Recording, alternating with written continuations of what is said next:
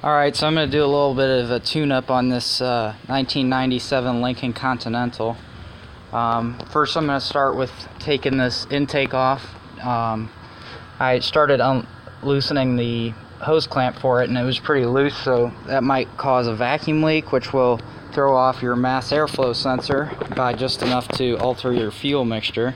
So you got to make sure those are tight. But yeah, I'm going to go ahead and start taking stuff off.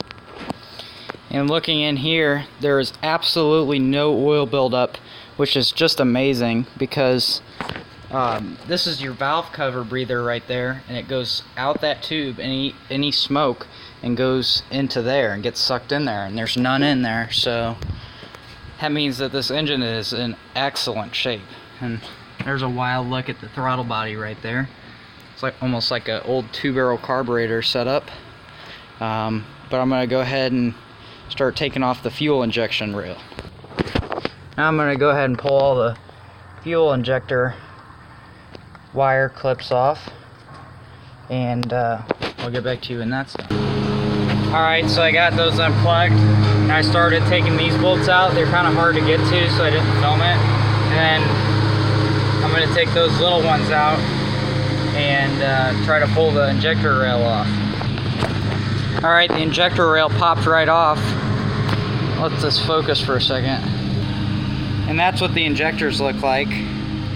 So it's not very clean, and I'd imagine the inside doesn't look very good either. So I'm going to try and see if I can clean these, and if not, I'll hook them up to the air compressor probably this way, and just like push the stuff out of it, or soak them. I'm not really sure yet, but I know there's a screen right there, and that comes out, so I don't think anything can really get past the screen. But if there's fuel sitting in there for a couple of years, then it might have gotten gummed up. I got this little injector here. I'm going to do all 8 of these like this. I've got it hooked up to a 6-volt charger. Well, I'm just going to give it a blast of air.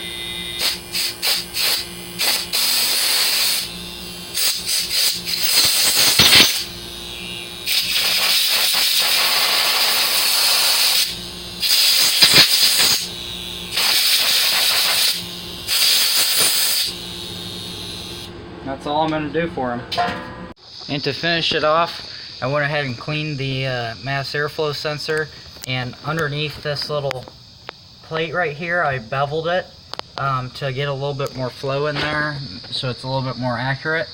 And I cleaned up everything in here, and now it's ready to go back together the rest of the way. I got the injectors plugged in, and then I'm going to go ahead and push them all down with the screwdriver to make sure that they're properly seated, and then it's all done.